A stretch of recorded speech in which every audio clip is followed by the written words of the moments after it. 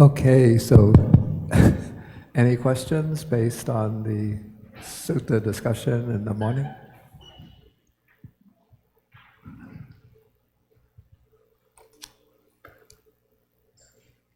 Bhante, about the answers to how to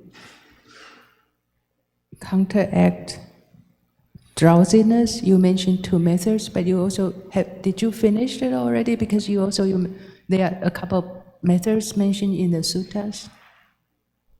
Yeah, so I mentioned, let's see, the use of the touch points, which is not found in the suttas, but I don't know where this originates from.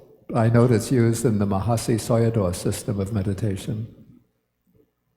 And then I mentioned the walking meditation, which is mentioned in the suttas.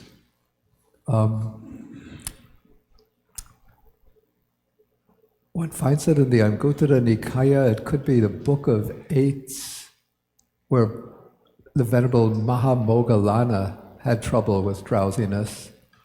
And then the Buddha taught him, I think it was 8 methods of counteracting drowsiness. Let me see if I could find them quickly. Oh, I think I shut down my computer.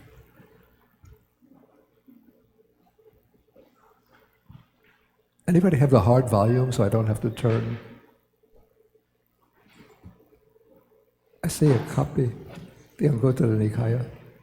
I only need one. Yeah. Yeah, but I don't want that place, I want the 8s.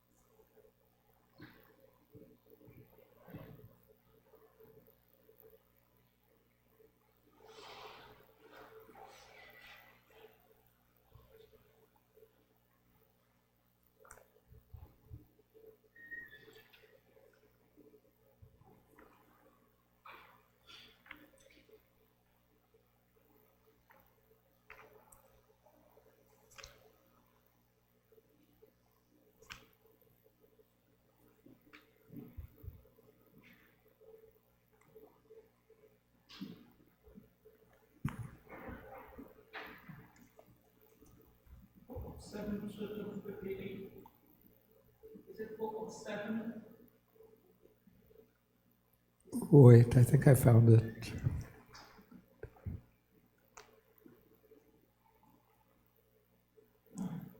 Actually, you have it, yeah. It's Book of Sevens, number 61. Okay, at this time, the Venerable Mahamoggallana was sitting in meditation, but he kept on dozing off. Then the Buddha came to him and told him,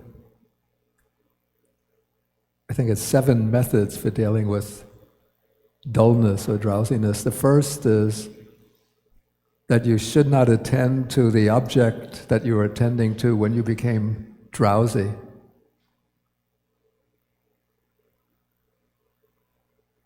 If that doesn't work, then you should examine the Dhamma as you have heard it and learned it. So this is doing some kind of Dhamma reflection. If that doesn't work, then you should recite the Dhamma as you have heard it and learned it. 4 is, if that doesn't work, you should pull both earlobes and rub your limbs with your hands. Sounds strange, but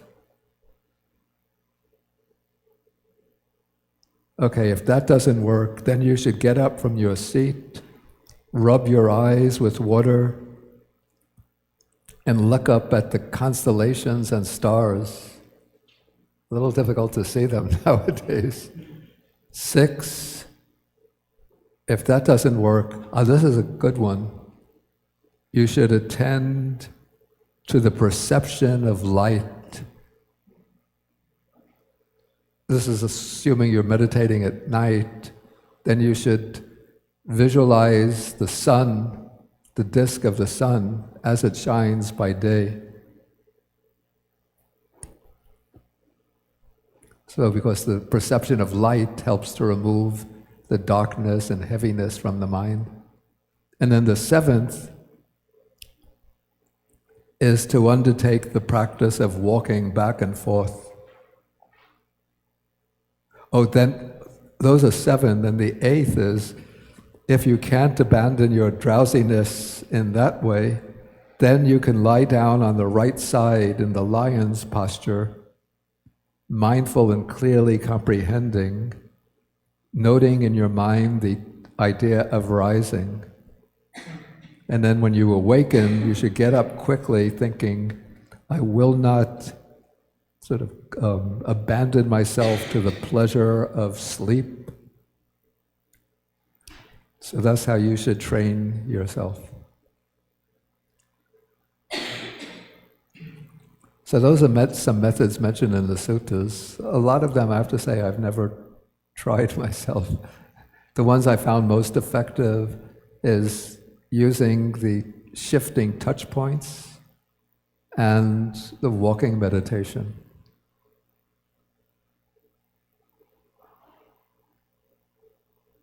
And of course, this is if you're practicing alone, then you can get up and go to the faucet and get cold water, really cold water. That's to prevent actually falling into sleep rather than just dispelling a dull and drowsy mind. And also what's actually useful for dispelling the dull and drowsy mind is just briefly doing the recollection of death.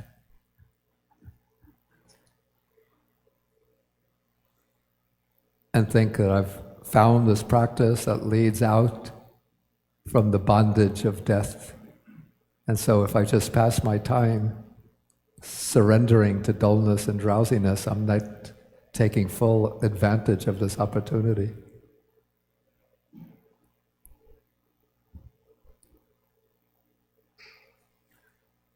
Your book?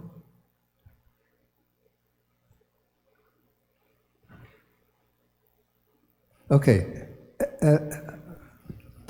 Bhante. You come back the next day. Yeah. Bhante, another question is the definition of illwill. You define it as the thoughts of harming others, right? No. So no. Isn't it repetitive to the one following it? The thoughts no, the thought of ill harming. will. If I said that it's the thought of harming others, then I misspoke, because the thought of harming is a separate, unwholesome thought. Though what I might have said is that the thought of ill will and the thought of harming seem very similar, they're very closely connected. But they're expressed somewhat differently. Like the thought of ill will is just having resentment, bad feelings about others, disliking others, aversion towards others. Oh, but there are some suttas which explain ill will in terms of the wish for harm to come to others. This is in the definition in the 10 courses of unwholesome karma. The 9th unwholesome course is the course of ill will, the thoughts of ill will. And then that's explained, may these beings be harmed, may these beings be injured, may they be killed and annihilated. So the two are very closely connected. But I'd say when you distinguish ill will and harming, then ill will is just dislike towards others, resentment, animosity, hatred, aversion. And then the thought of harming is the thought wishing them to meet with some kind of harm and suffering. And Bhante, you say antidote to the thought of harming is the meditation on karuna, right? And which sutta mentioned that? Because I think the thoughts of compassion is considered as those thoughts that one should not develop in the Theravada tradition, right? What? Original, yeah. There are 8 types of vitakas one should not develop and one should remove. Really? And this, the one, And one of them is the thought of compassion. if you sympathize or empathetic with those people who are sad, who are happy, that's not right. Remember I see. that part? That's a misunderstanding. It doesn't mean that one is not developing compassion. Okay, so what's that exactly? It's said that, excuse me, this is like one of the pieces of advice given to the monk, that he shouldn't, when lay people are sad, he becomes sad. When lay people are happy, he becomes happy.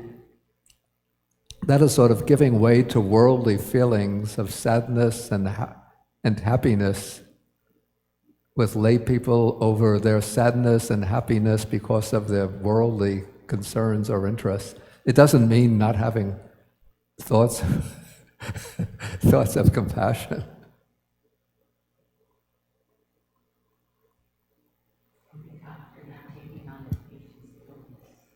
Okay, yeah, similar to that.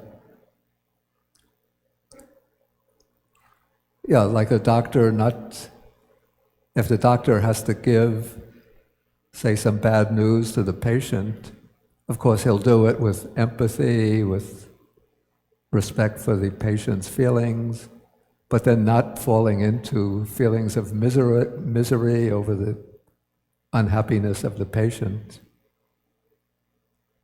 But certainly it doesn't mean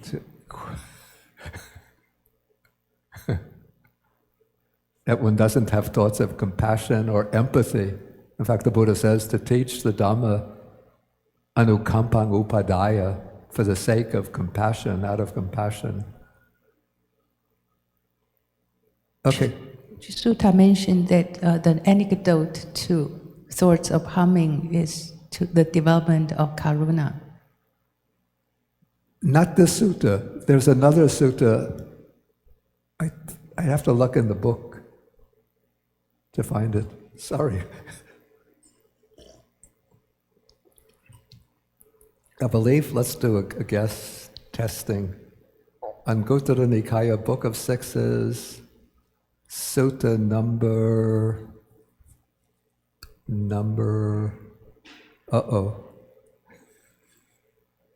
30. Just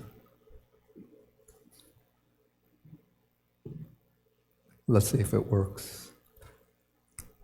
30 or 40?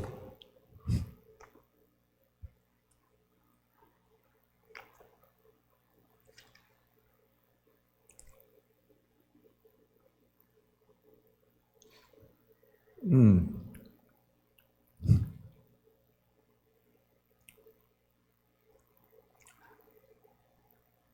think 13.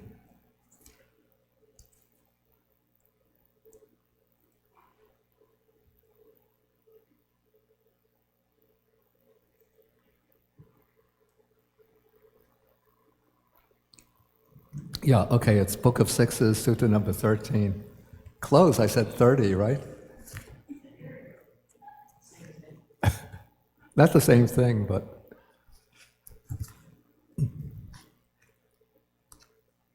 Okay, so it says that there are these 6 elements of escape. Okay, so in this sutta, the first one, a monk might say, I have developed and cultivated the liberation of mind by loving kindness, and yet ill will still obsesses my mind. And then the Buddha says, that monk should be told, do not speak in such a way. It is impossible that somebody might develop and cultivate the liberation of mind by loving kindness, and yet ill will could still obsess that person's mind. For this is the antidote, or this is the escape from ill will. namely the liberation of the mind by loving kindness. Then the second one, somebody might say, I have developed and cultivated the liberation of the mind by compassion, made it my vehicle and so on, and yet the thought of harming still obsesses my mind. He should be told, do not speak thus. It's impossible that one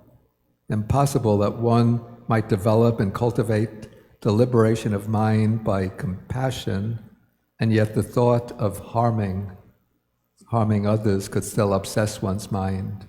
For this is the escape from the thought of harming, namely the liberation of mind by compassion. Maybe I should hold on. Okay, maybe somebody else has a question. Who has the mic?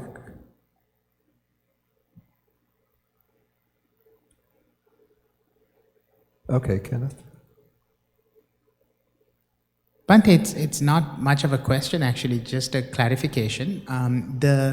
When you mentioned the 8 things that Buddha had, said to Venerable Moggallana, who was, falling asleep, but I was just perplexed by that, because Venerable Moggallana had reached enlightenment and he would fall asleep while meditating. And what? No, the fact that Venerable Moggallana was falling asleep while meditating just didn't sound right. This is the period before his attainment of arhatship. Okay, yes. Yeah, it's said that Moggallana had quite a bit of trouble during that period. The trouble was that he would fall, the trouble of drowsiness would overcome him. And so the Buddha came to Moggallana and gave him this advice to overcome the drowsiness. This is before his attainment.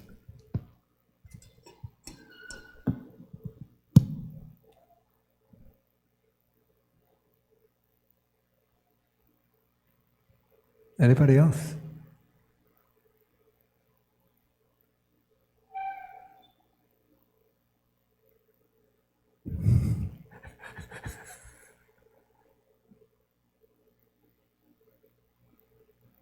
Okay, nobody?